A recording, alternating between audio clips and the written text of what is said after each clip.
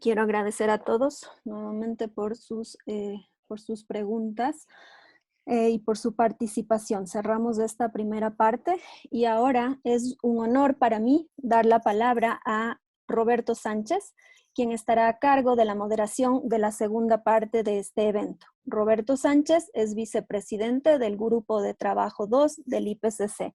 Bienvenido, Roberto. Buenos días. Muchas gracias, Gabriela. Bienvenidos a todos.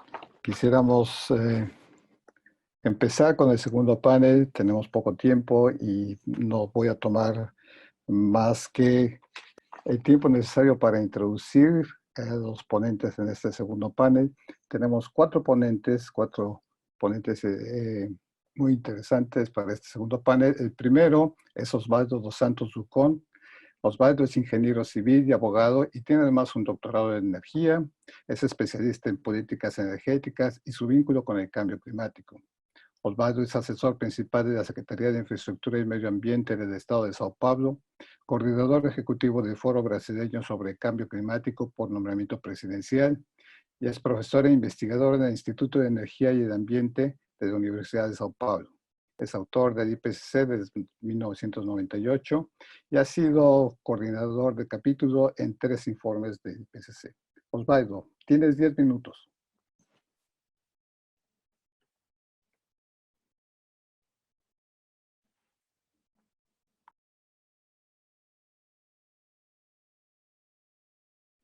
Osvaldo? Hi, Roberto. Sorry, this is Sigourney from the IPCC. I believe we have a message from Jim Ski, who is co-chair of Working Group 3, and is going to pop in and just say a message that he's recorded very quickly.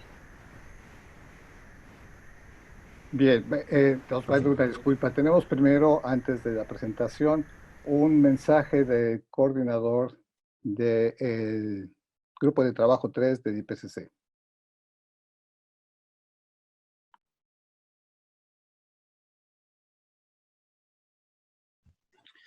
Hola, buenos días. Soy Jim Ski, copresidente del Grupo de Trabajo 3 del GIEC, que examina la mitigación del cambio climático o simplemente reducir las emisiones de gases de efecto invernadero. Primero, gracias a los organizadores, Gabriela Villamarín de la Fundación Futuro Latinoamérica, María José Pacha de Climate Development Knowledge Network y Sigourney Luz del Grupo de Trabajo 3. Gracias también al Ministerio de Ambiente y Agua y en particular al Centro de Coordinación del GIEC de Ecuador, Nicolás Sánchez. Estamos muy decepcionados de no estar con ustedes en Quito, ahora en inglés. The 250 authors who make up the Working Group 3 writing teams are now working on a comprehensive report with a very ambitious scope. They'll cover everything from global emission scenarios, working with our physical science colleagues in Working Group 1, through to practical insights that can inform climate action at the national, city, and local level. They're working towards a report which will be published in 2021 in time for the first global stocktake under the Paris Climate Agreement in 2023. This session is going to focus on practical insights specific to Latin America. We will hear from authors working on transportation, cities, technology, and sustainable development pathways in the Latin American context. What does climate change mitigation look like in cities and transportation systems? How can technology play a part in limiting global warming? What do climate-resilient, low-emission pathways for Latin America look like? These are the questions that the IPCC authors will be speaking about. And a Q&A session will also allow the audience to follow up with their questions. Y finalmente, en español, gracias de nuevo a los organizadores y tener una buena discusión. Gracias.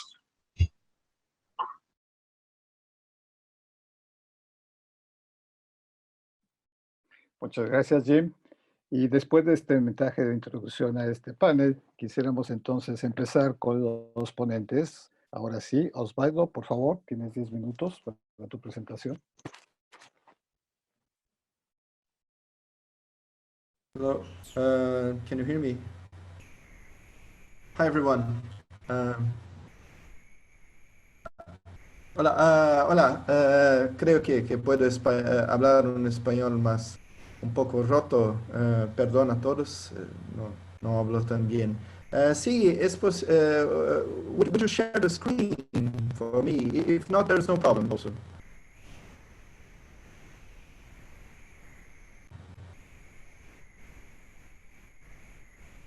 Okay. Okay, let me start. Hold on.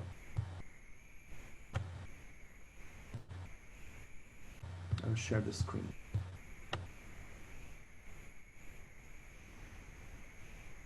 Sí, sí. No sé si está compartida ahora. Sí, gracias, muchas gracias. Bueno, yo soy autor del capítulo de ciudades. Es un capítulo muy integrativo que trabaja con transporte, trabaja con edificaciones, industrias y otras conexiones. Entonces voy a hablar primero de mitigación. Hay muchos modelos para las ciudades y las estimativas para edificaciones de transportes varían mucho, pero pueden decir que en el futuro, hasta 2050, se puede hacer unos 30% más. Osvaldo, disculpa ¿Sí? que te interrumpa, está un poco mal la señal, te sugiero que puedas apagar tu cámara para que solo veamos la presentación y mejore la señal. Lo haré, sí, lo haré ahora. Muchas gracias. Sí, lo haré. ¿Está mejor ahora? ¿Mejoró? Sí, muchas Sí, gracias, mucho Osvaldo. mejor, gracias. Qué bueno, gracias. Perdón. Entonces, voy a repetir. Yo trabajo con el capítulo 8 del reporte de mitigación, que trabaja con ciudades y otros asentamientos urbanos. Hay muchos modelos, no hay una gran precisión, porque y en las ciudades hay muchas integraciones de otros sectores, como transportes, edificios e industrias.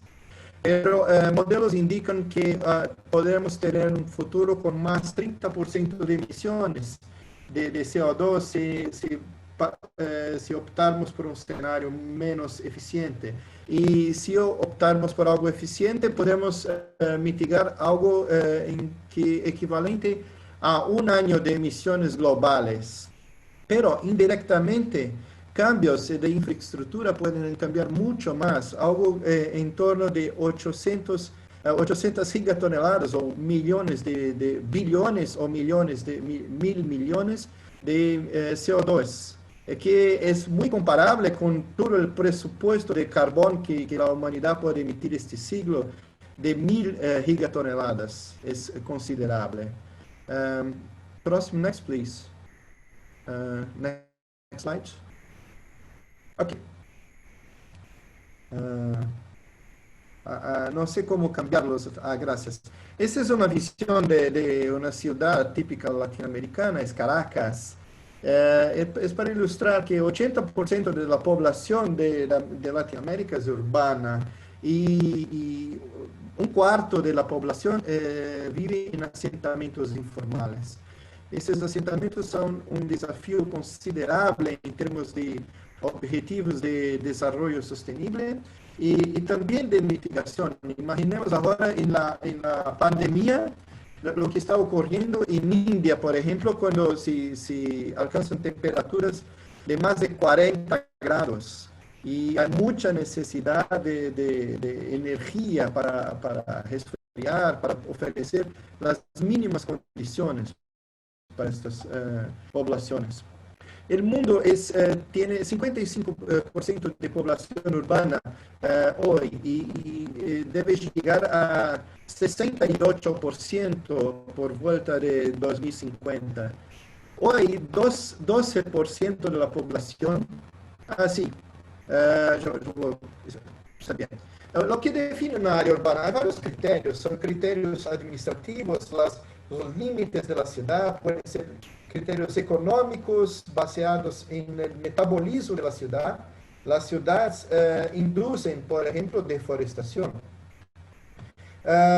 Criterios poblacionales en términos de tamaño y densidad y otras características como la disponibilidad de infraestructura, como transporte o colecta de desechos. Las ciudades son grandes incubadoras y aceleradoras de innovación e inducen fuertes impactos más allá de sus fronteras. En las áreas urbanas, por supuesto, las personas son los mayores recursos y las infraestructuras son las demandas. Hay mucha demanda por infraestructura, inclusive considerando los cambios y la necesidad de adaptación climática. Next, please. ¿Se puede cambiar el slide? Next slide, please. Ok. Bueno, estaba a decir que en el mundo el 12% de las ciudades tienen más de 10 millones de habitantes. Entonces las megaciudades son una tendencia muy fuerte. Y aún ahora 48% de la población vive en agrupamientos más pequeños de menos de medio millón, de 500.000 habitantes. Entonces hay una gran tendencia de conurbación, de juntar estas ciudades. Hoy las ciudades consumen, demandan alguna cosa, más adelante, por favor. Next slide, please. Las ciudades consumen alguna cosa en torno de 40 billones de toneladas por año de materiales. Estos 40 deben subir para cerca de 90 en el año 2050. Es una estimativa muy poco precisa, pero fornece una idea de lo que puede ocurrir. Entonces, este es un desafío muy grande, especialmente para Latinoamérica, que está tan urbanizada.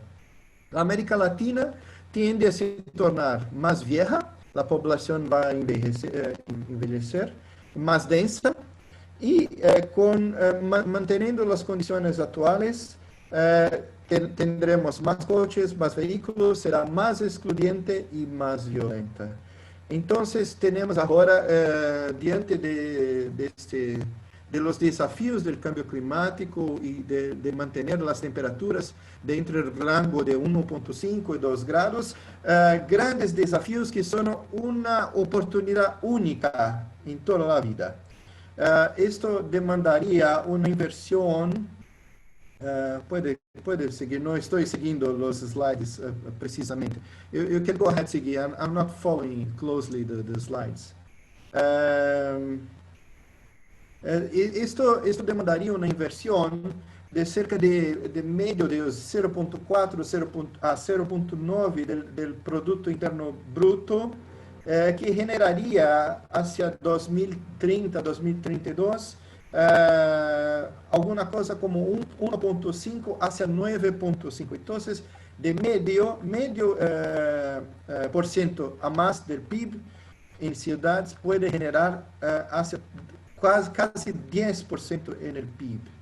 Y con una reducción de cerca de 20% de gases de efecto invernadero. Estas oportunidades dependen mucho de una congregación de opciones, de políticas que traigan el leapfrog tecnológico. Los teléfonos celulares, por ejemplo, son un ejemplo muy claro de leapfrog, de salto calitativo.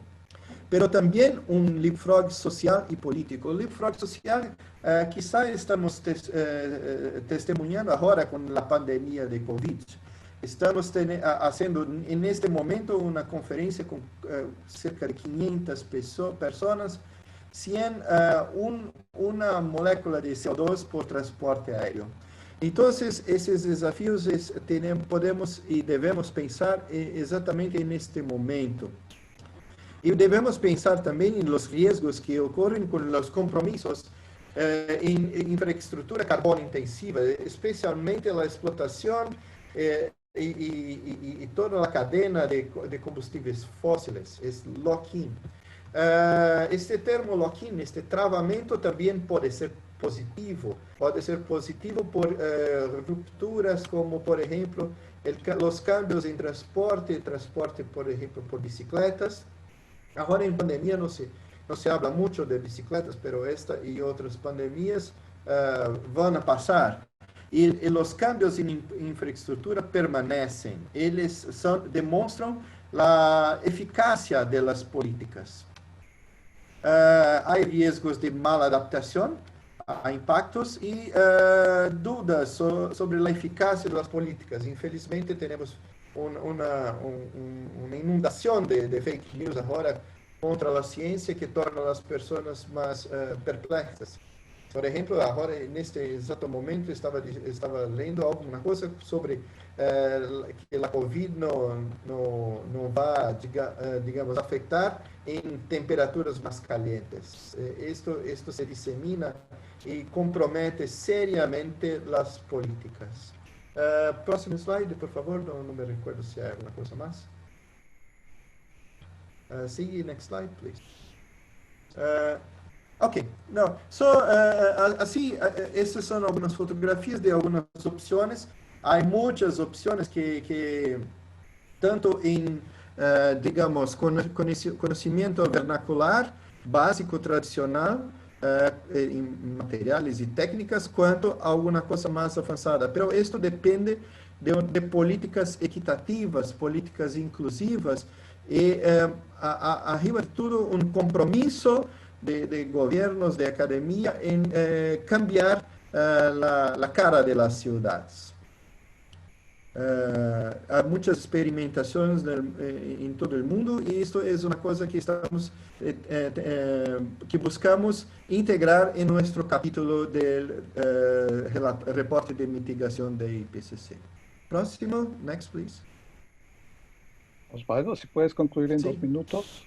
Sí, ya concluí, creo que ya concluí. Sí, la gobernanza es muy importante. Solamente para decir que hay muchas decisiones que son tomadas por gobiernos centrales distantes de las ciudades. Entonces, para incrementar esto es importante reconocer la importancia, hacer más networking y pelear por mayor autonomía y acceso a financiación. Creo que con esto puedo terminar mi presentación. Muchas gracias. Muchas gracias, Osvaldo. En realidad es un tema muy interesante. Quisiera recordar a la audiencia 3 puntos importantes de la presentación de Osvaldo. Por un lado, este es el siglo de urbanización. Nunca se ha urbanizado tanto la humanidad como en este siglo. Esto está cambiando dramáticamente la perspectiva del cambio climático. Para muchos, el cambio climático se puede controlar, se puede mejorar, dependiendo del trabajo de las ciudades, que Osvaldo en la presentación resalta la importancia de que las ciudades tienen en el cambio climático. Por el otro lado, en el grupo de trabajo 2 se trabaja sobre adaptación y muchos de los grandes impactos del cambio climático van a tener lugar justamente en las ciudades. Entonces, tanto en términos de mitigación como en términos de adaptación, las ciudades juegan un papel primordial en cambio climático. El segundo punto importante de lo que señala Osvaldo es que la vida útil de las ciudades es de cerca de 70 años, es decir, la estructura de estas ciudades que se están construyendo o que se han construido en fechas recientes van a ser útiles durante el resto de este siglo y necesitan tener la estructura adecuada para responder a los cambios del clima. Y por último, el tema de la gobernanza. Osvaldo señala muy atinadamente la importancia de políticas inclusivas, de equidad y de la forma que la ciudad responde, el derecho de la ciudad de que la ciudad responda a las necesidades de sus habitantes y que esto les permita, además de ser responsables con el clima, también adaptarse. Muchas gracias, Osvaldo. Quiero dar entonces la palabra a nuestra segunda panelista, es Susana Can Ribeiro. Ella es presidenta del Comité Científico del Panel Brasileño para el Cambio Climático. Estudia la eficiencia energética en edificios y los efectos de la geografía y la geología en los asentamientos humanos. Es también profesora en la Escuela de Ingeniería del Instituto de Graduados de la Universidad Federal de Río de Janeiro, en Brasil. Es consultora ad hoc para el Consejo Brasileño de Investigación y Desarrollo, fue vicepresidenta del Grupo de Trabajo 3 del IPCC y actuó como autora principal de la cuarta evaluación del IPCC en 2007 y trabaja en el Gobierno Federal de Brasil como Secretaria Nacional de Cambio Climático en el Ministerio del Ambiente. Actualmente es subsecretaria de Economía Verde del Gobierno del Estado de Río de Janeiro. Bienvenida, Susana. ¿Quieres?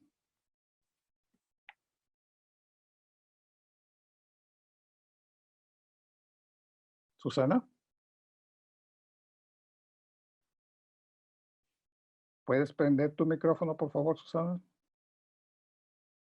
Okay, it's now working? Sí, ya. Yeah, Gracias. okay, okay. Well, hello everyone. I'm sorry to speak in English, but as Spanish is too similar to Portuguese, I got confused if I try to speak Spanish, so it's safer to speak in English. Well, the idea is to talk a little bit about what we are dealing with in terms of mitigation option in our transport chapter of the 6th assessment report. Well, I used 4 questions you've sent us to guide my talk, which means what does climate mitigation mean for Latin America in the context of transport? What are the barriers? What are the needs? What are the opportunities, especially in regard to technology and finance?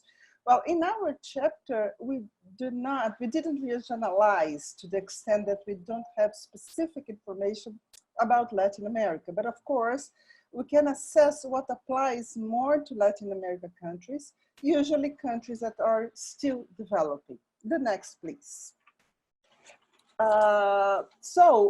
Taking a look to this chart, we notice that Latin America, the purple one, is not expressive in terms of emissions in transport sector, which is consistent given its stage of development.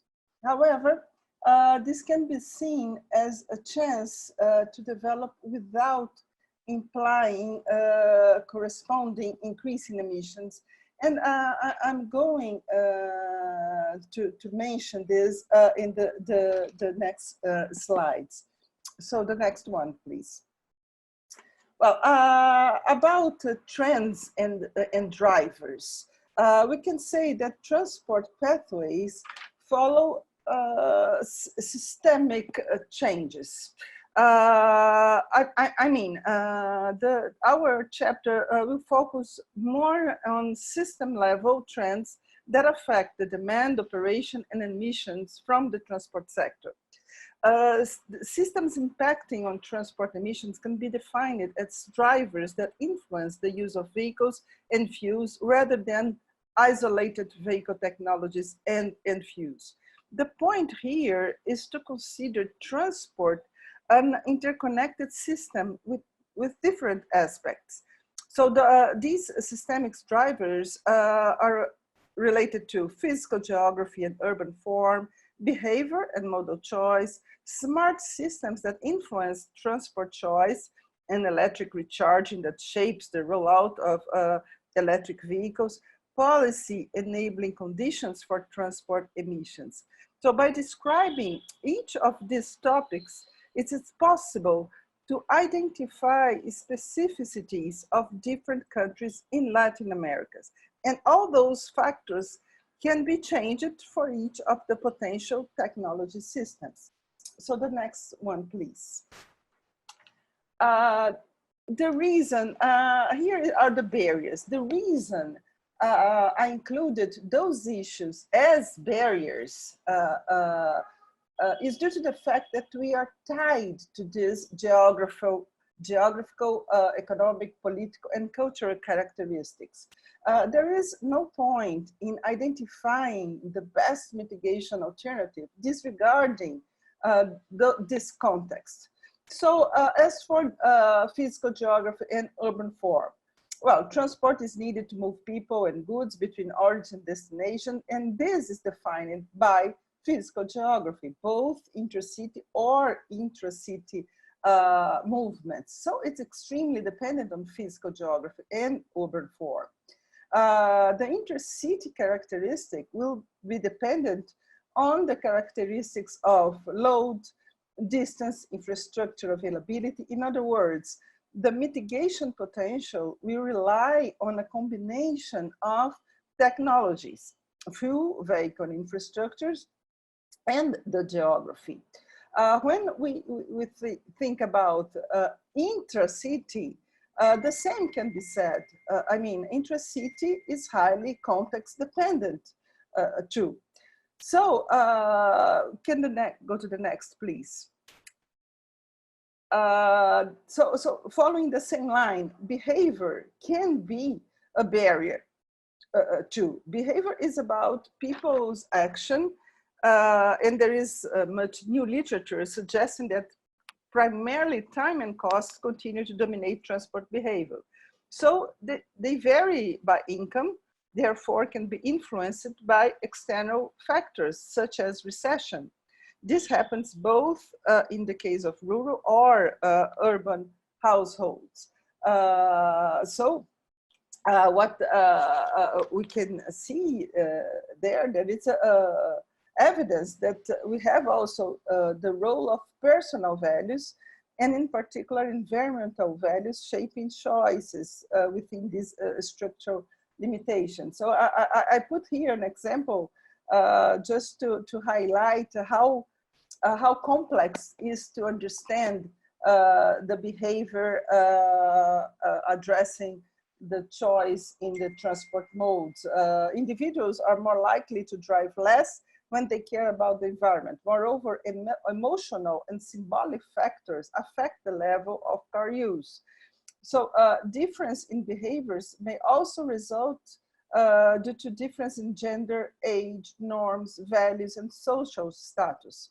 Individuals are more likely to adopt an electric vehicle when they think this benefits the environment, and when they think this says something positive about them to self and to the others.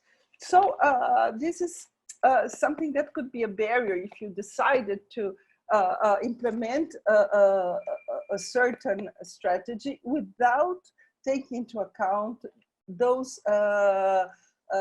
relations with behavior. The next, please. Here is some the dimensions of people behavior. There are, of course, some tools to influence that.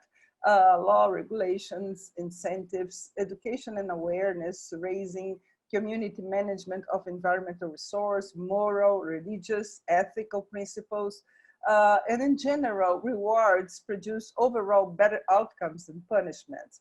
Rewards promote learning and internalization, while punishment succeeds in compliance, but it's associated with avoidance. So the next, please. Much has been said about smart systems. That is our future digitalization, 4.0 revolution.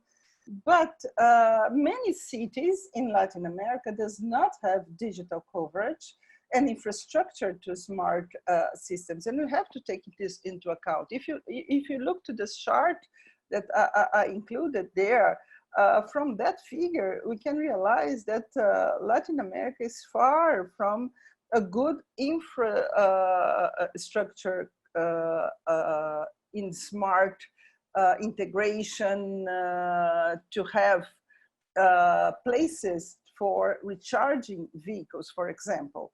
So, and another challenge in electric vehicles is the high cost for purchase them, especially for low-income countries, compared with conventional vehicles. So in developing countries, electrical vehicles are very expensive and need this load infrastructure. But considering electrical vehicles in a car sharing scheme could be a better option, because car sharing eliminates cost purchase, possession, maintenance, is more cost effective due to high degree of the vehicle utilization, but the infrastructure is still needed. But again, if you don't even have a car, but use expensive, crowded buses, then technology transition from internal combustion engine to electrical vehicle is completely irrelevant. What is relevant for both rich and poor Latin America countries is the affordable, clean, and safe public transit. The next, please. Another barrier I would like to highlight is the political conditions. Policy, regulations, and market options support technologies. Governments and regulatory agencies have the opportunity to provide potential benefits to the society by solving current bottlenecks. In the case of urban centers, for example, through adoption of advanced urban mobility. So the way barriers can be removed will vary according to the country's specificities, how enabling factors can be strengthened, which policy is appropriate in a certain country is context specific. So we have some enabling conditions, technological innovation, finance, behavior change, policy instrument, institutional capacity, multi-level governance. Those are essential conditions to make a real change in our development pathway. Next, please. But we need to search for mitigation alternative. Latin America cities are extremely vulnerable. This was already shown before. And almost all cities have a lot to improve in their transport systems. So if our infrastructure is yet to be built, we should follow a low carbon path. The next, please. Another important highlight is that adaptations measures to climate change can be considered as a mitigation options. This is so because climate change, such as extreme high temperatures, intense rainfall, winds, sea level rise, all of that impact the mobility, and this will lead to traffic jam with higher emissions. So, for example, roads are directly exposed to the environment, and as such, are sensitive infrastructures.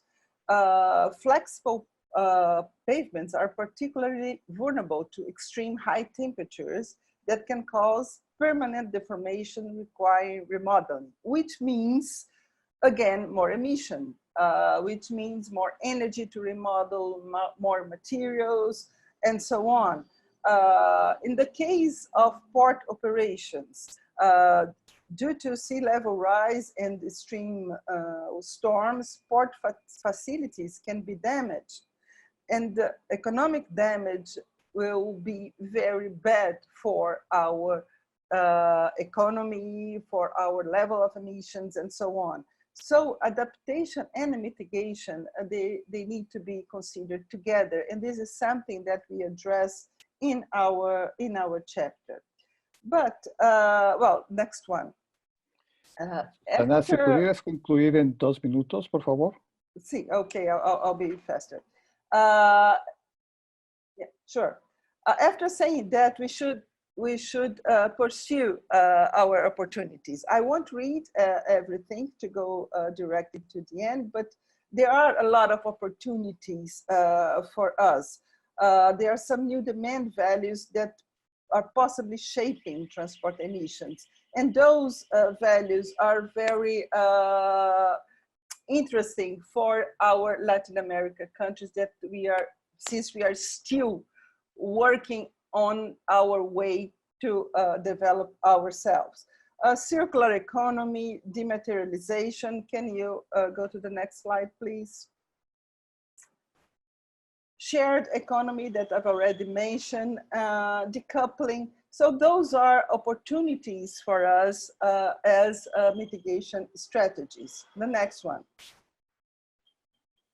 So finally, what I want to say that there are some feasible opportunities, and we have to analyze feasibility through several dimensions, which are those dimensions: geophysical, environmental, ecological, economic, technological, institutional, and social political. The next one.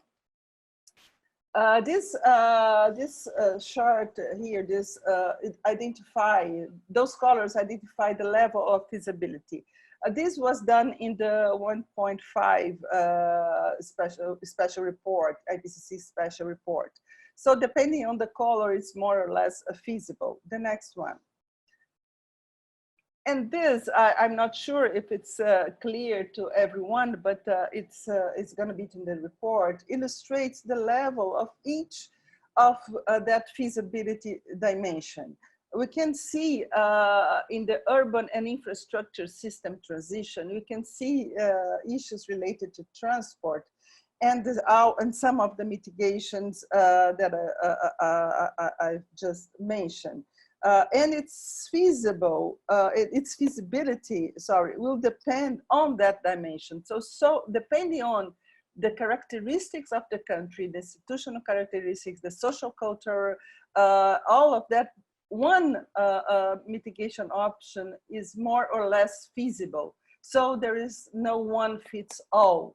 It will depend on those characteristics to be feasible or not. So the last slide, can you change, please? Is something that to some I'd like to call the attention to finance, because how to finance the transition. Science and technology is not very well considered in some of our countries. If we see that, we take a look in this chart, we will see that we are not in a good position.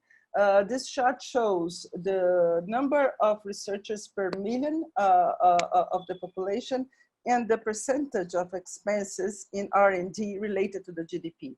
And if you see that we are very far from having a good investment in R&D. The next. And the final one is that, to highlight the importance of the engagement of the private sector. Again, you see there, I highlighted Brazil. It's down there because we don't have a good percentage of our GDP invested in the scientific research. Is less than around 2% only. And without the involvement of the private sector, they will not have enough financial resources to the transition. Private sector is essential to promote science, technology, and innovation all over the world. So my final message here is that it's important to have research, development, science. This is extremely important for the whole country to find a way to move towards our target of 2 degrees at the end of the century. Thank you. Muchas gracias, Susana. En particular, agradezco que en tan poco tiempo Susana haya logrado dar un panorama tan amplio de un tema tan complejo como es el transporte y el cambio climático. Es un complemento muy bueno de la presentación de Osvaldo y resalto solamente dos puntos que me parecen fundamentales de lo que mencionó Susana. Uno, la importancia de tomar en cuenta los obstáculos, las barreras y las oportunidades. Y entre ellos hay barreras que son fundamentales, que los mencionamos Susana con buen detalle. No todo depende de la tecnología y no todo depende de las opciones que cada país vaya a tener. Van a estar condicionadas también por algunas de las obstáculos grandes, como sería la gobernanza, las políticas, los valores de la población que van variando entre cada sociedad y lo que resalta al final, las finanzas y sobre todo la participación del sector público. Sin duda, el tema del transporte debe de ser una parte integral de cómo pensamos las ciudades en un futuro y dentro del contexto del cambio climático. Muchas gracias, Susana. Y con esto quisiera dar paso al tercer ponente del día de hoy, que es Gabriel Blanco. Gabriel es profesor titular de la Facultad de Ingeniería de UNICEN. Se graduó como ingeniero en la Universidad de Buenos Aires y tiene formación de posgrado en la Universidad de Massachusetts en Estados Unidos en el campo de los recursos energéticos y de las energías renovables.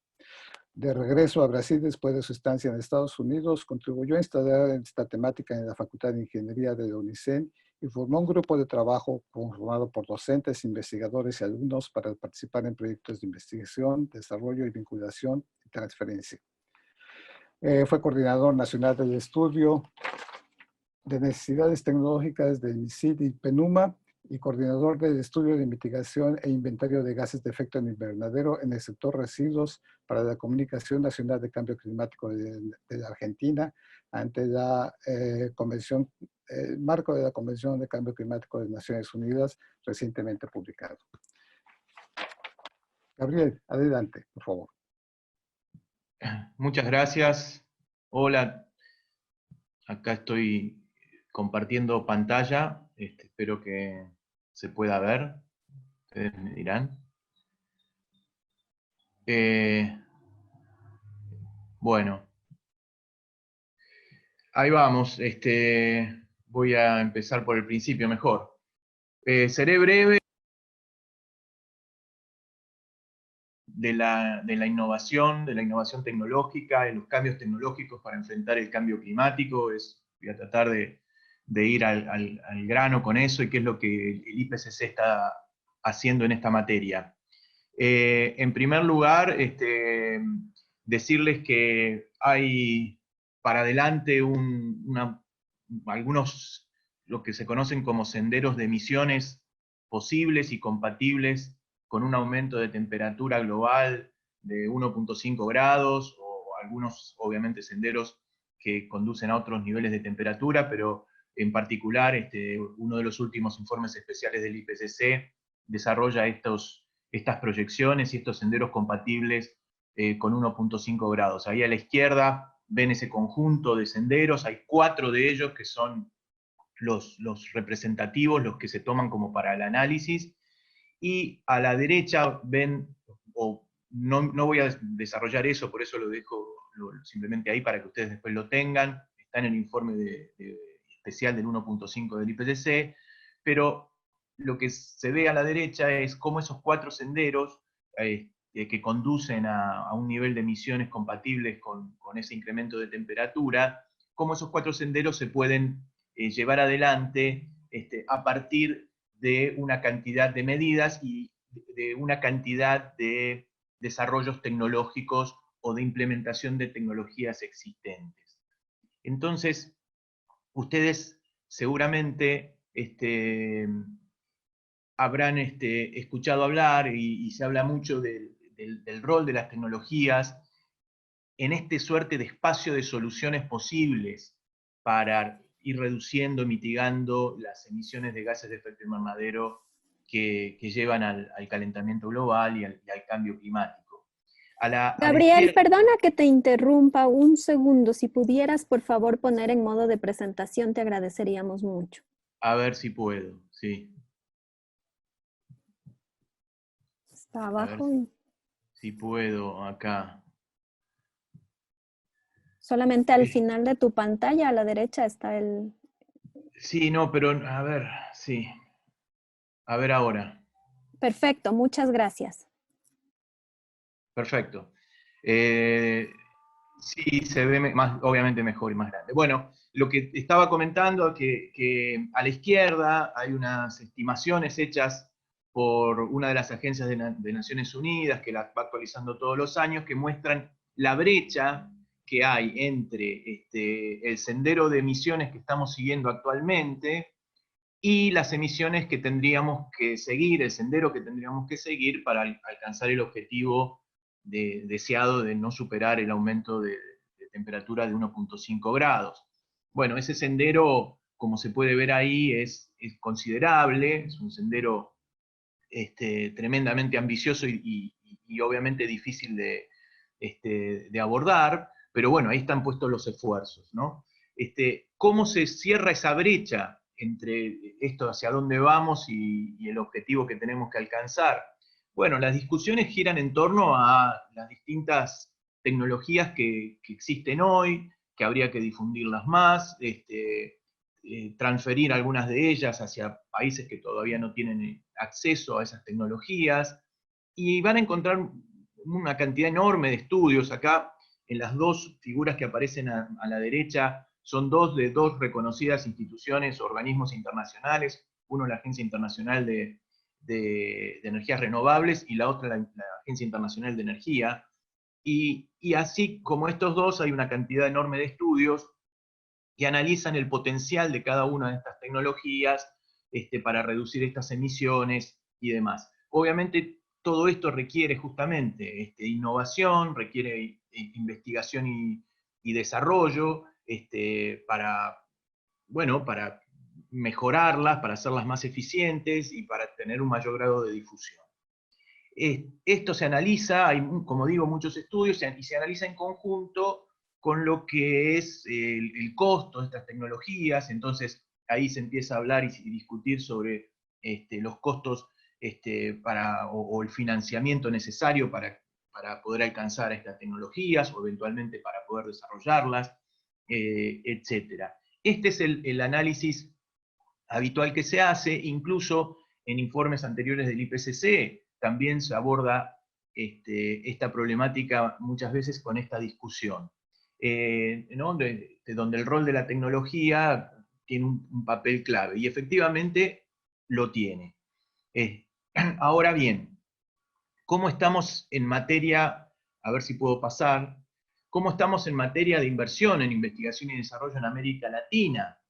Bueno, acá evidentemente venimos un poco rezagados, y en la presentación anterior ya se hizo una mención a esto, así que no me voy a extender, con una muy buena gráfica que mostraba Susana, pero evidentemente cuando vemos el porcentaje del Producto Bruto Interno de América Latina que se invierte en investigación y desarrollo, entre otras cosas para desarrollar estas tecnologías que hablábamos, que tienen ese rol tan relevante, bueno, aparecemos bastante rezagados con respecto a lo que se invierte a nivel global, incluso con respecto a otras regiones del planeta.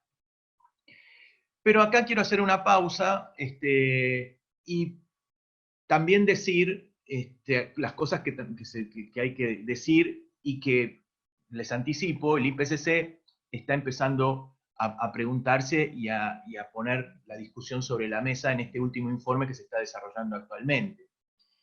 Y hay otros aspectos, como dice el título de esta diapositiva, otros aspectos para pensar y discutir en materia de cambios tecnológicos, ¿no? Los cambios tecnológicos que surgen de investigación y desarrollo, etc. Y acá lo que hay que pensar, en primer lugar, plantearse que si bien las nuevas tecnologías, como vimos, tienen y van a tener un rol central en la mitigación del cambio climático y también en la adaptación al cambio climático, también es cierto que en términos generales estos cambios tecnológicos también terminan impulsando la productividad, o sea, la mayor producción de bienes y servicios. Entonces ahí se produce una suerte de paradoja, porque por un lado tenemos tecnologías que podrían mitigar las causas del cambio climático, pero al mismo tiempo muchas de estas tecnologías impulsan la producción de bienes y servicios.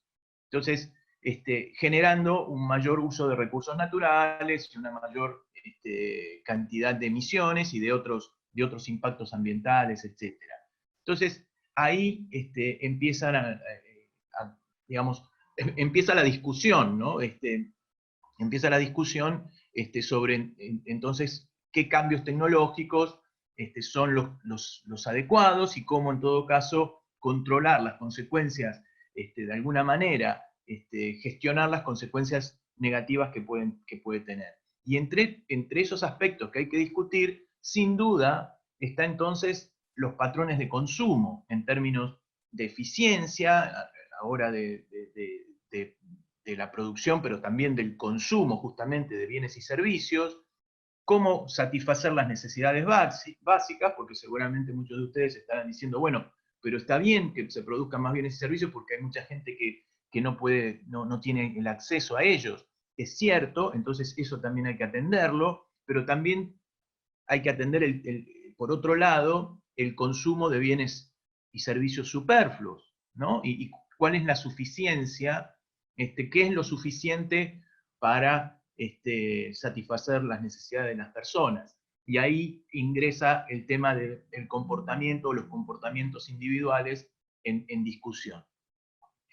Otro de los puntos, entonces, también a tener en cuenta a la hora del desarrollo tecnológico y de la implementación de los cambios tecnológicos, tiene que ver con un fenómeno que es conocido como el efecto rebote de la implementación de tecnologías, que tiene muchos niveles, pero es un poco lo que mencioné hace un minuto atrás, donde se desarrolla y se implementan tecnologías que en principio pueden tener determinadas virtudes en términos de consumir o utilizar menos recursos naturales, pero terminan en definitiva generando mayor consumo, mayor producción y mayor consumo de bienes y servicios. Con lo cual, el beneficio inicial se termina diluyendo, si se quiere. Y esto está apareciendo con mucha preocupación.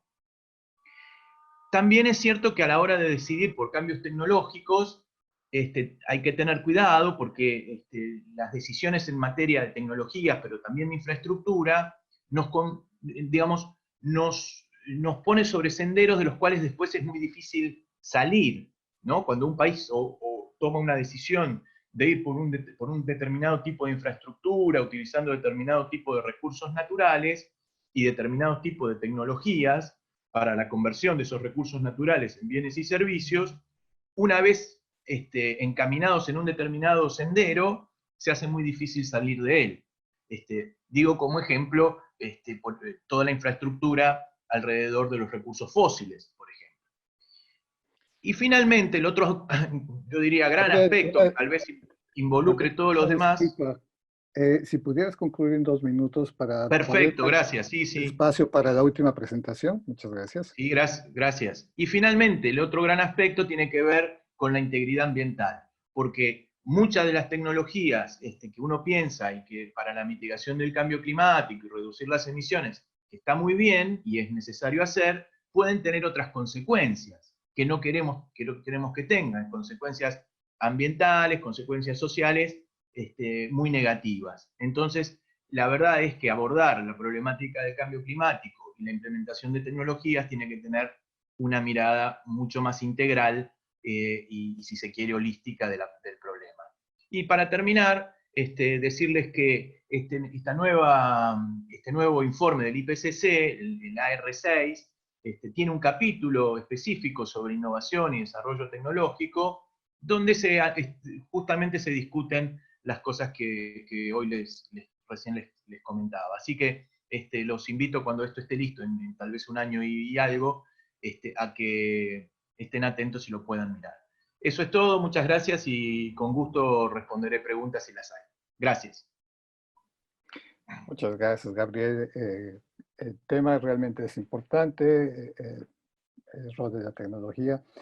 Para los que no conocen mucho el IPCC, la discusión de inicio de la presentación de Gabriel sobre los senderos de desarrollo tiene que ver con un esfuerzo del IPCC de poder tener capítulos síntesis de lo que es las contribuciones en los capítulos sectoriales, que finalmente se traducen en el vínculo entre conocimiento generado por esos capítulos en términos de senderos de desarrollo sostenible para las sociedades. Bien, con esto quisiera darle tiempo para la última presentación. Nuestra panelista es María Virginia Vidariño. Ella es coordinadora en el área de clima y energía del Consejo Empresarial Argentino para el Desarrollo Sostenible desde el 2004 y en particular en la Mesa Agrosustentable de esa misma organización, en donde se enfatiza la sostenibilidad de los sistemas alimentarios. Recientemente lideré el programa de economía circular de esa organización en colaboración con el programa global de la GIZ, la Agencia de Desarrollo Alemana. Es miembro del Climate Policy Working Group del Consejo Mundial de Negocios de Desarrollo Sostenible y participa en la mesa del Gabinete Nacional de Cambio Climático de Argentina. María es docente de seminarios y especializaciones en diferentes instituciones académicas. María, por favor. Muchas gracias, Roberto. Buenas tardes, buenos días a todos. Voy a empezar a compartir mi pantalla. Ahí deberían estar viendo mi pantalla.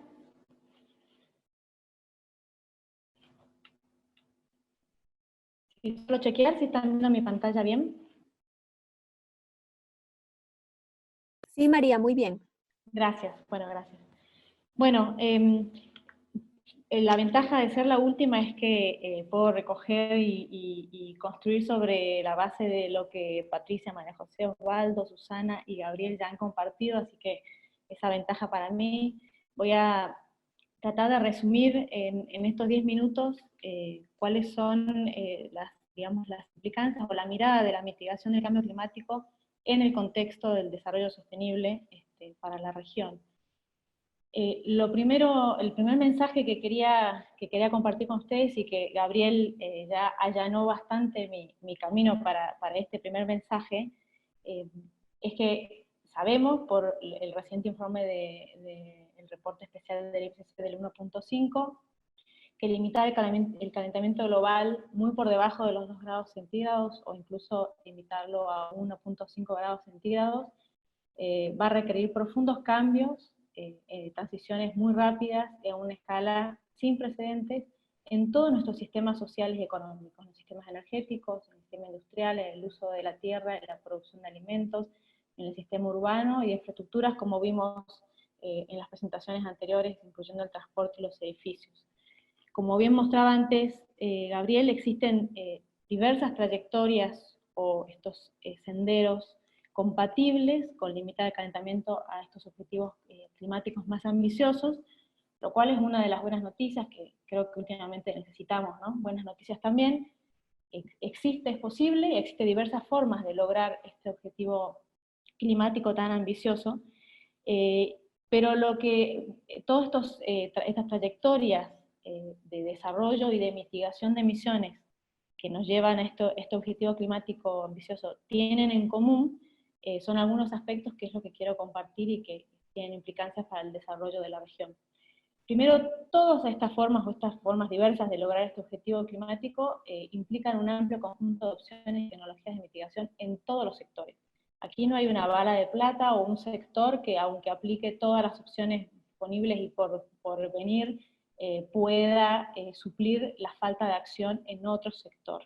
Entonces necesitamos de todo el conjunto de opciones y tecnologías disponibles y por venir en todos los sectores de la economía. Y aquí voy a enfatizar que no es solo mirando la oferta tecnológica y las opciones de mitigación del lado de la oferta, sino sobre todo del lado de la demanda y del consumo. Y ahí vuelvo a retomar lo que comentaba antes Gabriel, de la importancia que tienen en todos estos senderos o trayectorias de mitigación de emisiones, el rol del sector de la demanda de energía, la demanda de materiales, el nivel de consumo en la sociedad. Algunas de estas trayectorias implican consumos y hábitos mucho más sustentables y que otros, pero en todos los casos los cambios de hábitos y de comportamientos hacia patrones de producción y consumo más sustentables son clave para poder lograr estas trayectorias compatibles con limitar el cambio climático a menos de 2 grados centígrados.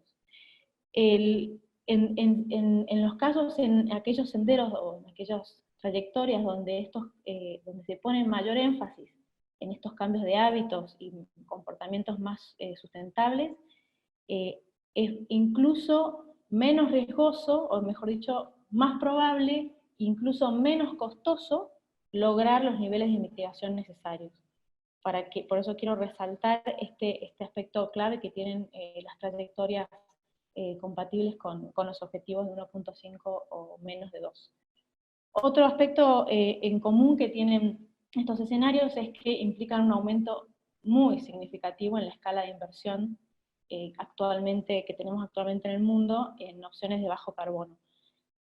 Para darles un ejemplo, si bien, por ejemplo, en la región hemos tenido, y podemos aprender y podemos seguir creciendo, por ejemplo, en la inversión en renovables, que ha captado cifras récord en la región los últimos años, necesitamos llevar este buen caso y este buen ejemplo de inversión en renovables a todos los países de la región, e incluso llevar este nivel de progreso en renovables a otros sectores, ¿sí?, de la economía. Por ejemplo, en el caso de las inversiones en tecnologías de eficiencia energética y en tecnologías de bajo carbono, tendríamos que quintuplicar el actual nivel de inversión en estas tecnologías, en el mundo y en la región también, por supuesto, ¿no? Otro aspecto en común que tienen todas estas trayectorias, por más que haya diversidad entre ellas, es que las emisiones deben empezar a declinar lo antes posible, a partir del 2020, según indican nuestros escenarios, o sea, a partir de hoy, o de ayer, mejor dicho, y el rol clave que van a tener la descarbonización de la oferta energética y la electrificación en los sectores de uso final de energía, puntualmente o especialmente en nuestra región, en el sector del transporte. Otro mensaje digamos, clave que quiero compartir con ustedes hoy, y que tenemos evidencias cada vez más crecientes en la literatura y en la ciencia, es que las distintas estrategias de mitigación, como dije, hay varias formas de lograr este objetivo climático, distintas trayectorias. Estas trayectorias se componen de distintas medidas de mitigación o estrategias de mitigación, conjuntos de medidas que hacen que logremos ese objetivo climático. Bueno, distintas estrategias de mitigación pueden lograr las reducciones, como dijimos, que necesitamos, pero tienen diferentes implicancias para el desarrollo y la sostenibilidad de la región. Algunos de estas trayectorias van a tener más beneficios y sinergias con otros objetivos sociales, además del climático. En cambio, otras trayectorias que nos van a entregar el mismo objetivo climático, quizá tienen más riesgos para otros objetivos sociales y económicos, ¿no? Y por eso es tan importante tener claro que la elección que hagamos en nuestros países, en nuestra región, de la estrategia y las opciones de mitigación para lograr el objetivo climático, pueden afectar a otros objetivos sociales. Y aquí la importancia de entender y de enfatizar uno de los principales mensajes, en mi opinión, del reporte 1.5 del IPCC, y es que es posible y existen opciones para alinear los objetivos climáticos, aún los más ambiciosos como el 1.5, con los objetivos de desarrollo sostenible. Hoy como ven, estoy positiva y quiero dar todas buenas noticias, pero es posible entonces alinear y sinergizar los objetivos climáticos con el desarrollo sostenible. En el reporte 1.5 van a encontrar todo un capítulo entero dedicado a explorar estas sinergias y obviamente también concesiones que pueden surgir entre estas agendas de desarrollo sostenible y de los objetivos climáticos, pero aquí solo un pequeño resumen de que las medidas de mitigación, y más aún si las combinamos con medidas de adaptación, tienen muchas más sinergias que concesiones o trade-offs, como sería en inglés, con los objetivos de desarrollo sostenible o la Agenda 2030. Y particularmente se puede enfatizar las sinergias con el ODS 3, de mejorar las condiciones de salud, el 7, de promover ciudades y comunidades de acceso a la energía limpia y segura, el 11 de promover ciudades y comunidades sostenibles, el 12 de la producción y sobre todo consumo responsables, y el 15 y el 14 de conservación y preservación de servicios de ecosistemas y océanos, ¿no? Entonces, esto donde, como digo en el reporte 1.5, tienen un vasto análisis y evidencias de estas sinergias, y a su vez, también el otro lado de la moneda, es que el desarrollo sostenible, la erradicación de la pobreza, la reducción de las desigualdades en cada país, contribuyen a limitar el calentamiento global, contribuyen a lograr los objetivos climáticos, porque facilitan estas transiciones sociales que mencionamos antes, que son fundamentales para limitar las emisiones. Por ejemplo, el promover patrones de desarrollo más sostenibles, estilos de vida más sustentables, como menos demanda de energía, de materiales, dietas más saludables y sostenibles, van a ayudar, como dije, a hacer menos difícil y menos costoso la implementación de medidas de mitigación.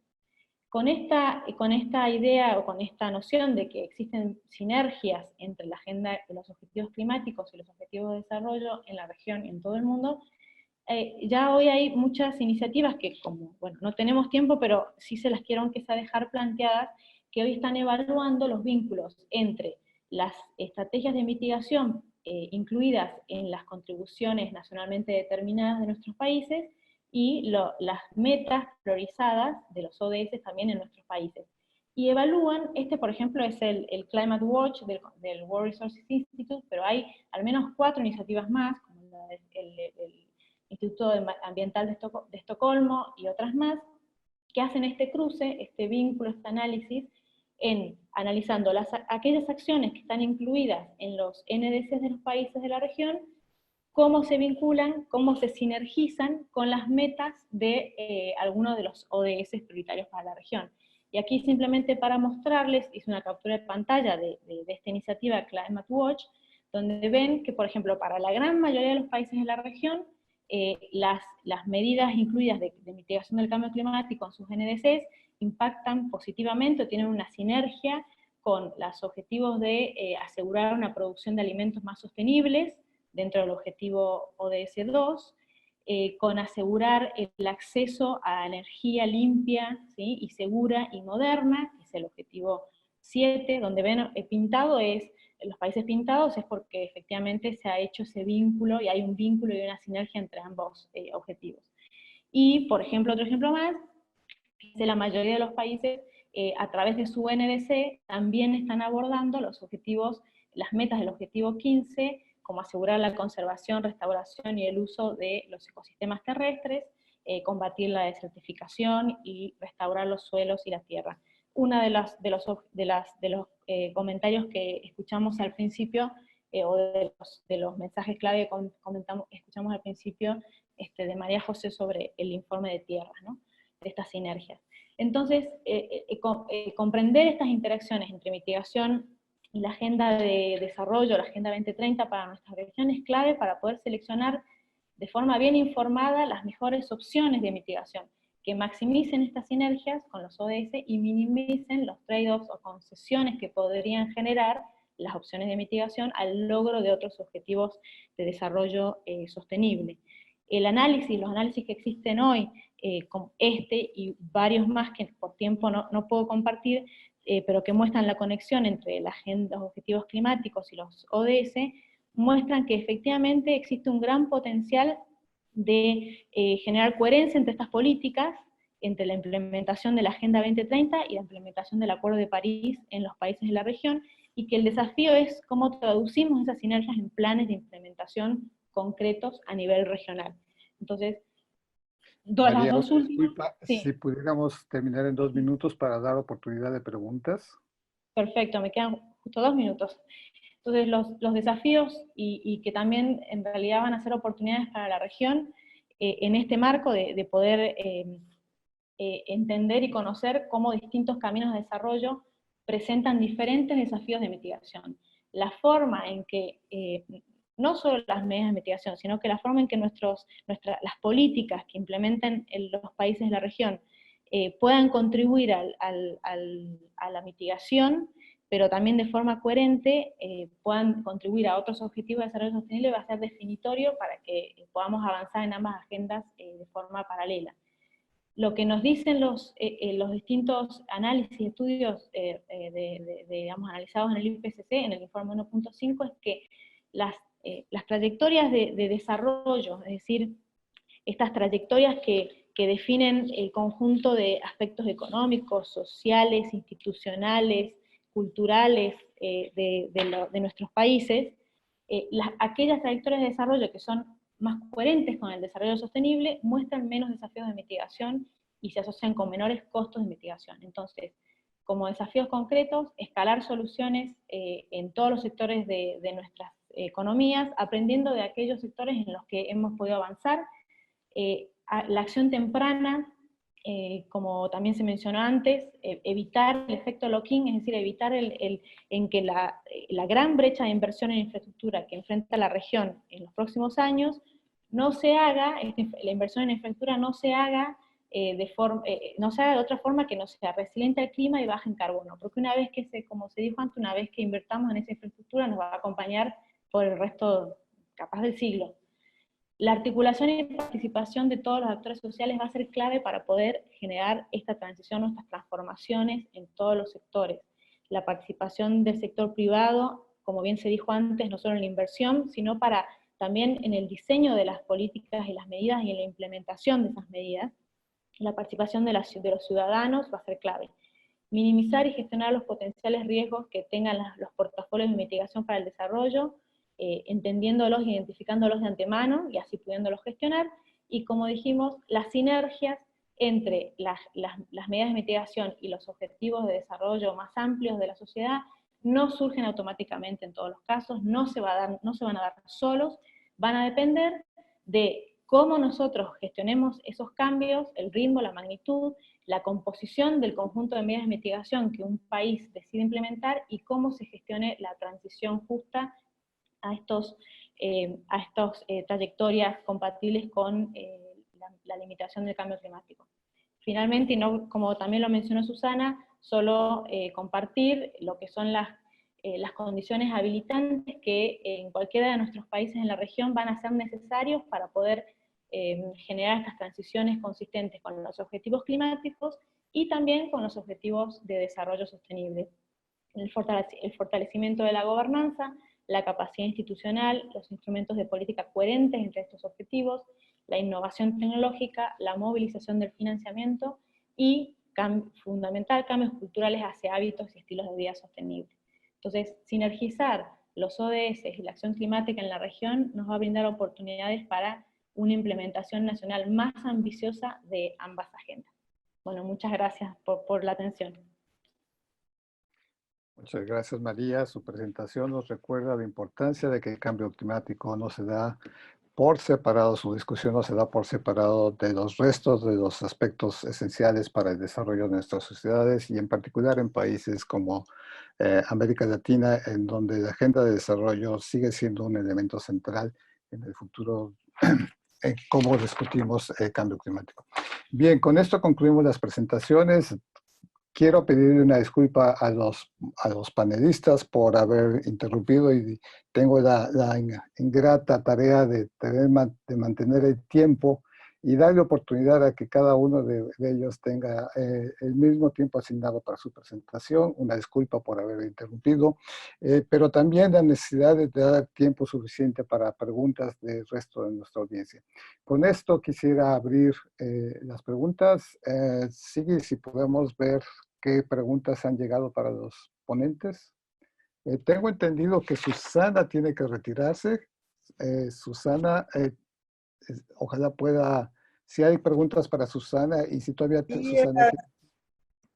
I'm sorry, I have another meeting right now, but I will answer all questions you sent me by email.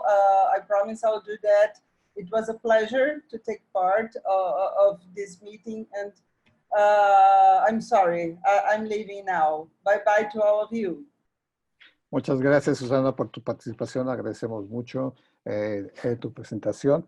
Y guardamos las preguntas para Susana para que a través de los organizadores se las hagan llegar y ella se comunicará con ustedes. Bueno, entonces dejamos preguntas para María, para Gabriel y para Osvaldo.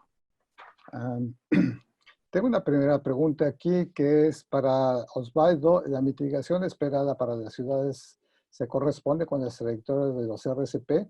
Por ejemplo, el escenario de menos 3 gigatons correspondería al RCP de 8.5.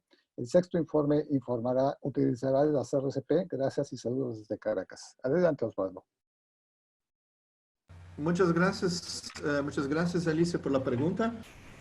Infelizmente, los sistemas urbanos no están tan bien clasificados en los escenarios RCP. Hay muchos estudios, pero estamos haciendo un esfuerzo muy grande intentando integrarlos. Lo que tenemos son las edificaciones, los transportes y las industrias. Y alguna cosa entre esos sistemas corresponde a las ciudades. Hay transporte que no está en la ciudad, hay industrias que no están en la ciudad. Y entonces no hay una respuesta directa con respecto a estos números, pero hay estudios que estamos compilando distintos escenarios y más difícil, que es definir, por ejemplo, las identidades, las fórmulas que nos permitan proyectar las futuras emisiones con base en las actuales. Sabemos que hay factores como población, como acceso, como renta, como producto, pero hay muchos otros también. No se puede comparar una ciudad como Hong Kong o Singapur con otra ciudad como Atlanta. Entonces, las mismas características pueden ser totalmente distintas y esto es un desafío muy grande para la ciencia. Lo que sabemos es que las ciudades tienen mucho metabolismo y mucha influencia fuera de sus fronteras. Tampoco todas las fronteras son fáciles de definir. Hay una serie de inventarios de gases, de emisiones de gases de efecto invernadero hechos por ciudades, pero estos tienen métodos distintos, escopos distintos. Por ejemplo, la electricidad, mucha parte de la electricidad consumida en la ciudad viene de fuera, entonces puede con distintas fuentes básicas, renovables o no renovables. Entonces es muy difícil atribuir directamente a la ciudad las emisiones. Gracias por la pregunta. Muchas gracias, Osvaldo. Tengo aquí dos preguntas que son básicamente lo mismo, una de Alberto Juan Ambal y otra de Carolina del Valle, y que están abiertas a cualquiera de los panelistas. La pregunta es, ¿ha habido hallazgos inesperados sobre el rol de las ciudades y posibles medidas de mitigación de emisiones urbanas a partir del aislamiento causado por la pandemia del COVID-19? ¿Alguno de ustedes, panelistas, quiere responder? Yo puedo empezar. Adelante, Osvaldo. Sí. En la el último encuentro virtual, lo que debería haber sido en Quito, de los autores, se proponieron dos grupos paralelos, grupos cross-cutting transversales. Uno es de la COVID, el otro es de la digitalización. Tanto la COVID como la digitalización es exactamente lo que estamos pasando ahora. Y es un factor muy nuevo que no hay literatura aún disponible. Hay literatura científica que trata de pandemias, hay literatura que trata de digitalización, pero no hay nada que contextualice con el momento inmediatamente actual. Pero sí, eso es un tema un tema transversal muy importante que estamos discutiendo en el IPCC ahora con respecto a ciudades. Esto nos trae un desafío con respecto a la densidad de las ciudades, lo que significa una ciudad más resiliente, si es una ciudad demográficamente adensada o si es una más espraiada, una ciudad más espraiada. Entonces, esto es un tema de frontera para la ciencia y por supuesto un tema de frontera para todos los otros. Y además, un tema de frontera para las políticas. Estamos pasando por laboratorios, todos los días vemos en los noticieros distintas abordajes para lidiar con este desafío. Y hay ciudades que se abren, hay otras que se cierran, y estamos aprendiendo ahora, estamos en un laboratorio en tiempo real. Gracias. Muchas gracias, Osvaldo. Tengo aquí otra pregunta, también es abierta hacia los ponentes.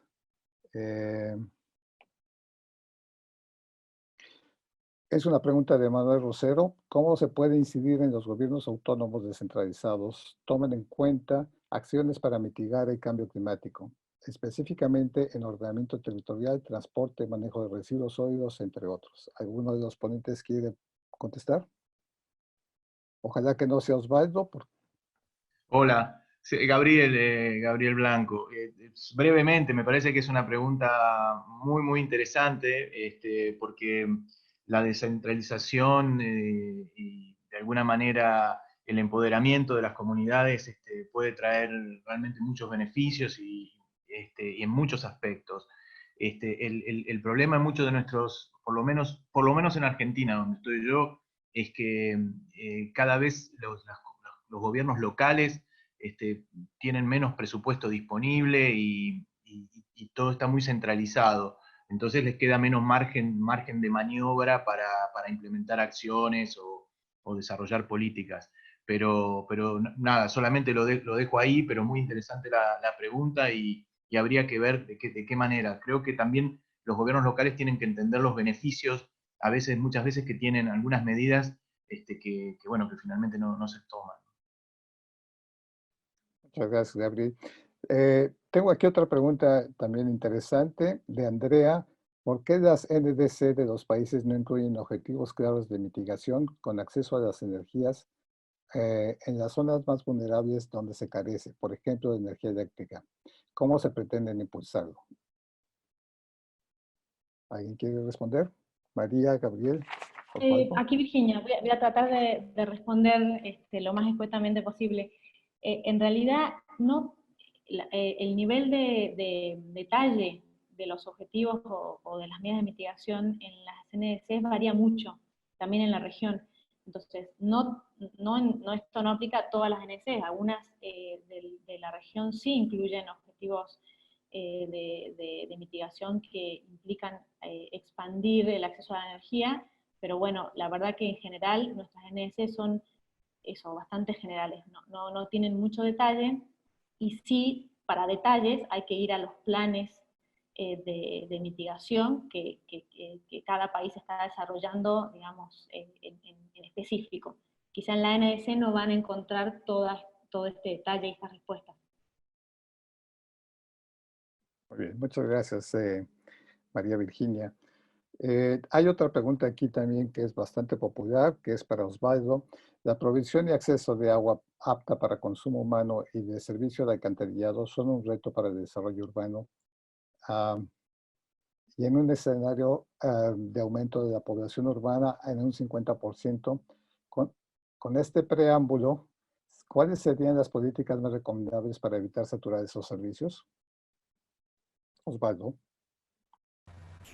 Sí, muchas gracias. Bueno, esto es un trabajo que va muy más allá de lo que el escopo de un capítulo de mitigación.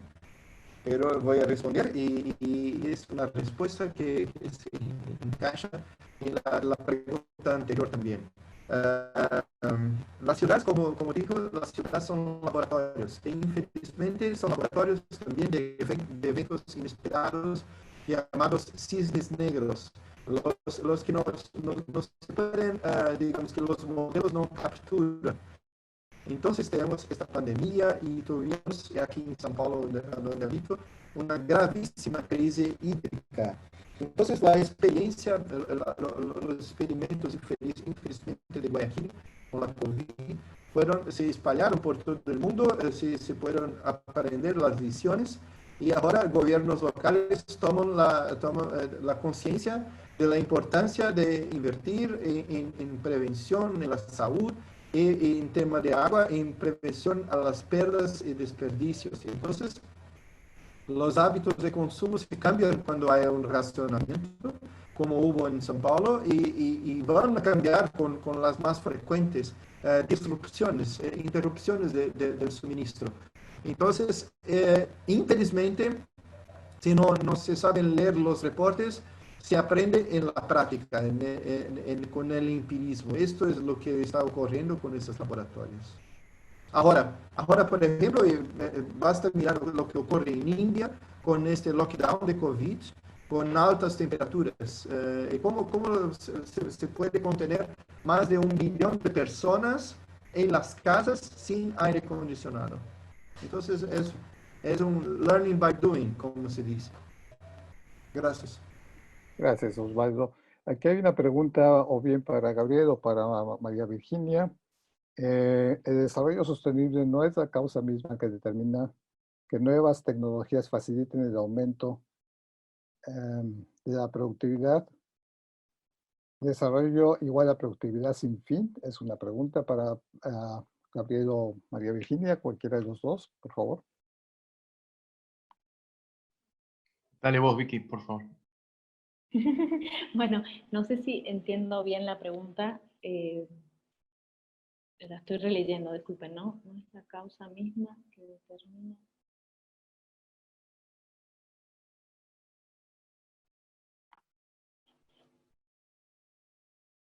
Bueno, si creo que interpreto la pregunta bien, lo primero, la respuesta, digamos, más rápida que querría plantear es que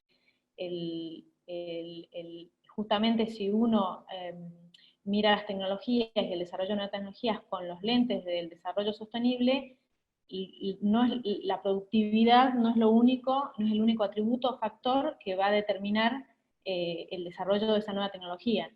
Con lo cual no estoy de acuerdo en que desarrollo es igual a productividad sin fin, o al menos desarrollo sostenible no es productividad sin fin, y que los demás principios de la sostenibilidad van a regir, deberían regir, si es que, como dijimos, queremos digamos, coordinar y articular los objetivos de desarrollo sostenible con los objetivos de mitigación, deberían regir para definir cuáles son las tecnologías que nos van a llevar a mitigar emisiones, no solo con los lentes de la productividad necesariamente. Osvaldo, no sé si, Osvaldo, digo, Gabriel, no sé si querés agregar algo. No, está bien, está bien. Bueno, para aprovechar que Virginia todavía tiene el micrófono, hay una pregunta de Yuri Martínez para Virginia. Virginia, ¿existen casos exitosos de la sinergia entre los ODS, los Objetivos de Desarrollo Sostenible, y el cambio climático que se plasmen en mecanismos financieros?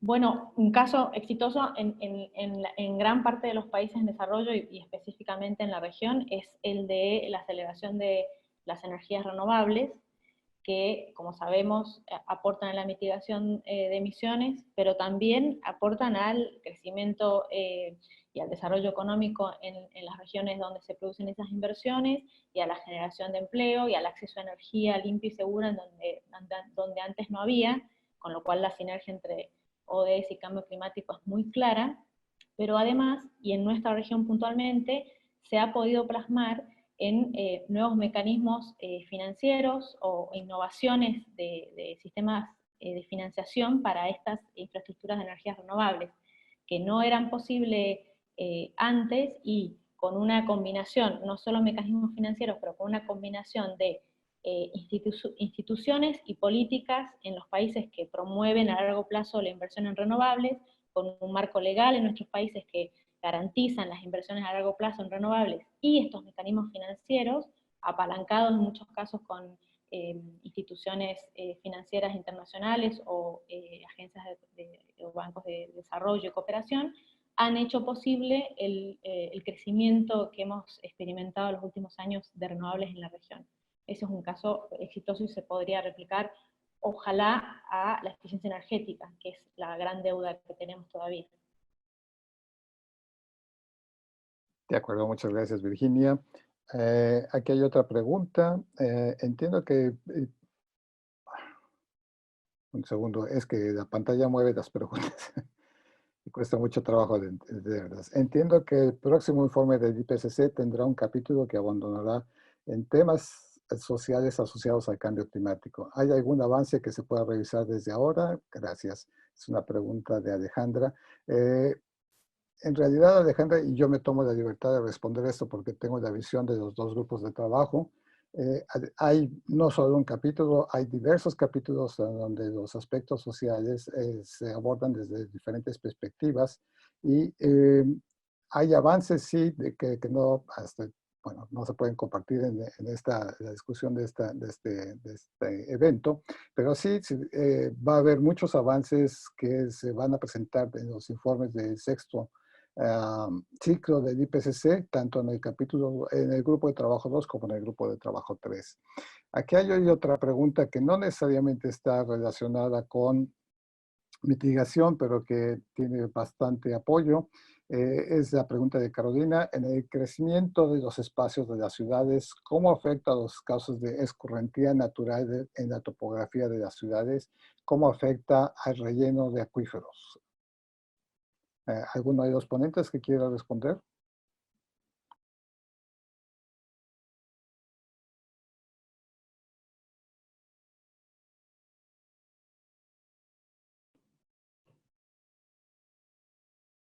Bueno.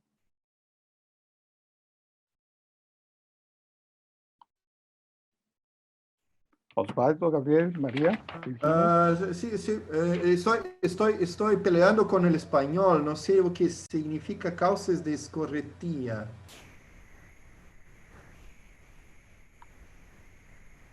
Causas de escorrentía es lo que en inglés se llama runoff. Ah, runoff, sí, sí.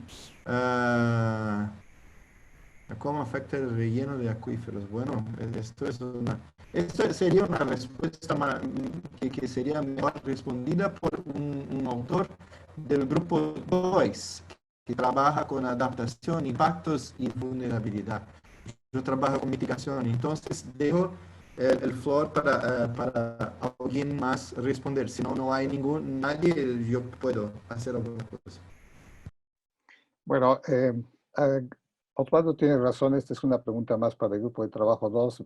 Prefiero darle espacio a otras preguntas que sí están relacionadas con la parte de mitigación. Aquí hay una pregunta de Diana Moscoso.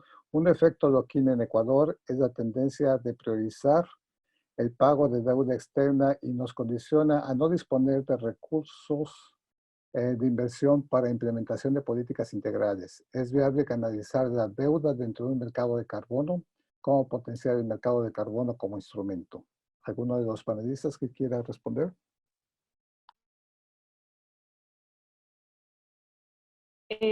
Bueno, el rol que van a tener los instrumentos de mercado, como el mercado de carbono, para lograr los niveles tan ambiciosos de mitigación que tenemos que lograr, va a ser clave. Eso lo reconoce la ciencia, los gobiernos y el sector privado también.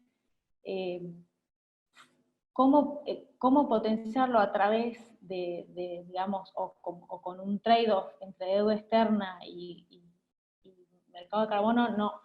No tengo elementos digamos, para recomendar o concluir nada. Sí, lo que puedo, digamos, compartir es que para potenciar estos mercados de carbono como un instrumento de mitigación, lo que es clave y es lo que están trabajando hoy todos los países a nivel internacional, es en generar consensos para evitar que haya un doble conteo de los esfuerzos de mitigación dentro de un mismo país, entre distintos actores, y que entonces estos mercados de carbono no en vez de ir en apoyo de más ambición, vayan en detrimento de más ambición climática. Entonces es un desafío muy grande para todos los países poder coordinar un mercado único a nivel global, con un precio al carbono transparente digamos, y que efectivamente movilice inversiones, porque a lo que apuntan los mercados de carbono es a ponerle un precio al carbono para que las inversiones, las decisiones de inversión, se hagan con todas las variables y todas las cartas puestas en la mesa, y a la hora de invertir en una infraestructura que es alta en carbono, eso debería ser más costoso y debería transparentarse, ¿no? en el momento de la inversión y los flujos. Entonces, si se implementan bien esos mercados de forma transparente y como decía, cuidando de que no vayan en detrimento de otros aspectos ambientales, de otros impactos ambientales, va a ser un gran potenciador de mayor ambición en la mitigación de emisiones. Si no se hacen bien, si no se hacen de forma transparente, articulada entre los gobiernos y cumpliendo y resguardando otros objetivos ambientales, pueden en realidad ser contraproducentes para la ambición climática. Muchas gracias, Virginia. Tengo aquí otra pregunta de Juan Pablo Zamora. ¿Qué perspectiva tienen los panelistas acerca de la implementación del nexo agua, alimentos, energía en la región?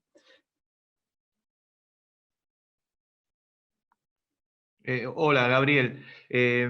Primero, para completar lo que decía Virginia respecto a la pregunta anterior, definitivamente la experiencia pasada con los mercados de carbono, por lo menos para los países en desarrollo, no fue buena en varios sentidos. Entonces, como bien decía Virginia, hay que pensarlo muy bien para que no se generen situaciones injustas, por un lado, y también que no exista integridad ambiental, ¿no es cierto?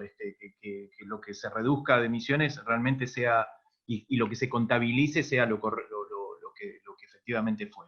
Y con respecto a esta pregunta, de alguna manera se engancha con esto de integridad ambiental, porque hace un ratito yo comentaba la necesidad de, a la hora de tomar medidas o de diseñar políticas y medidas para el cambio climático, para la adaptación y para la mitigación del cambio climático, habría que hacerlo con una mirada integradora. Y una mirada integradora es justamente esto, ¿no? Atender a este nexo entre aguas, alimento, energía, y entre otras, así que entre otras relaciones, digo, u otros nexos, si ustedes quieren. Así que definitivamente yo creo que hay una gran mayoría, incluso dentro del IPCC, que realmente está ahora mirando esto con, ¿no? las distintas soluciones posibles al cambio climático, o por lo menos los distintos abordajes, hacerlo con esta mirada mucho más integradora.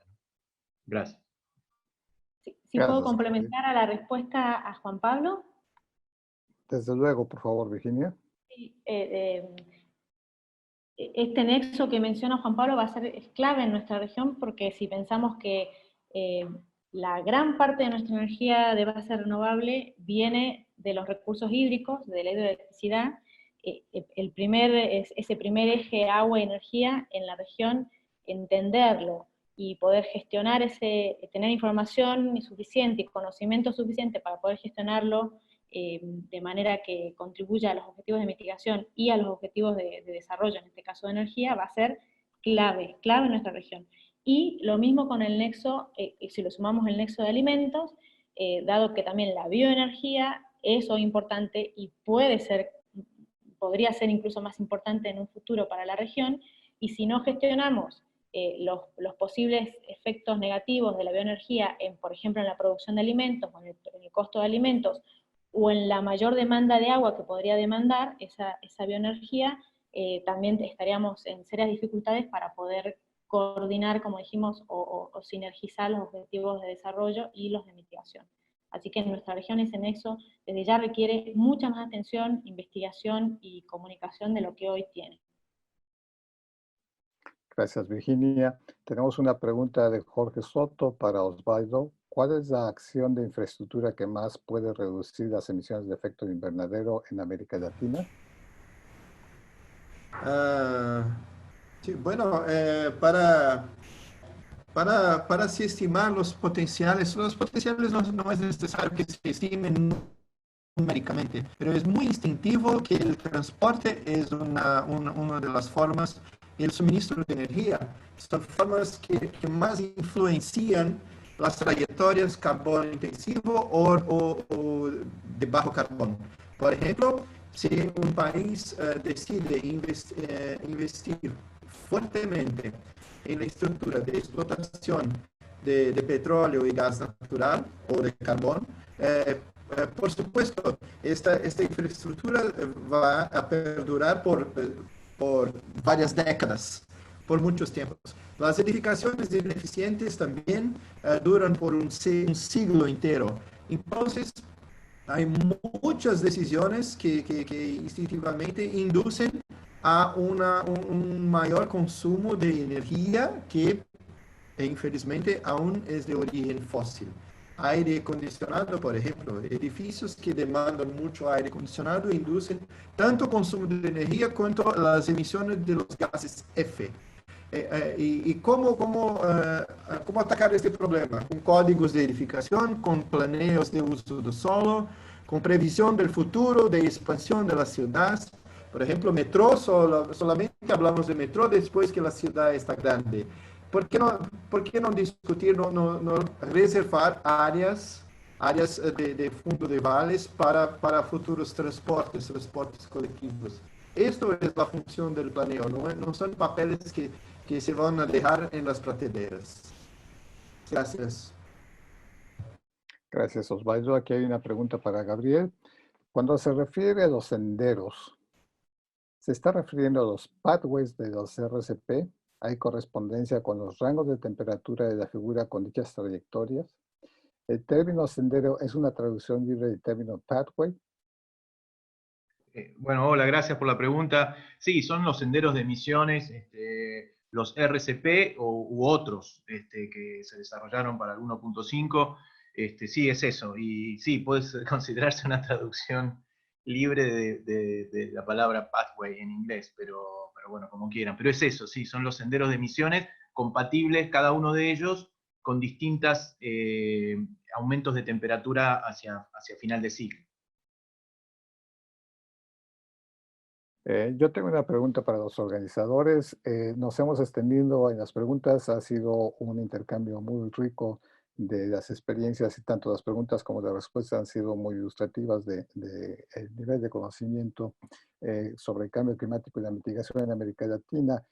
Mi pregunta para los organizadores, ¿cuándo debemos determinar? Porque siguen llegando preguntas. Muchas gracias, Roberto. Sí, es interesante, hay muchísimas preguntas. Nuestra sugerencia es que ya vayamos cortando porque algunas personas también ya tienen que retirarse y de todas maneras luego vamos a tener también la grabación de este evento a través de nuestras redes sociales. Bueno, Entonces, si entonces te con parece, esto... podemos ir cerrando. Sí, con esto yo quisiera cerrar. Quiero agradecer a los 4 panelistas que participaron en esta sesión.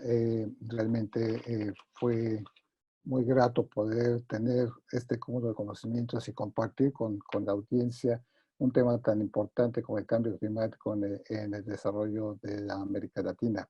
Muchas gracias a los panelistas. Deseo también agradecer a los organizadores, desde luego a la Alianza Clima y Desarrollo, a la Fundación Futuro Latinoamericano y desde luego al Ministerio de Ambiente y Agua de Ecuador por este evento. Y por mi parte, a nombre del IPCC, les doy las gracias a todos ustedes. Gabriela, si tú quisieras cerrar, por favor, la reunión. Muy amable, Roberto, muchas gracias. Gracias a todas y a todos por permanecer hasta el final. Sabemos que nos hemos extendido, hemos tomado más tiempo, pero creíamos que era necesario dar este espacio importante para la serie de preguntas que hemos tenido. Así que muchas gracias por la gran acogida. Como Roberto lo mencionó, a nombre del Ministerio de Ambiente y Agua de Ecuador, del IPCC, de CDKN y de FLA, queremos agradecer a todos por su participación. La grabación estará disponible a través de nuestras redes, así como los resúmenes de CDKN en los links que previamente compartimos. Damos por concluido este evento virtual. Muy buenas tardes. Gracias a todas y a todos.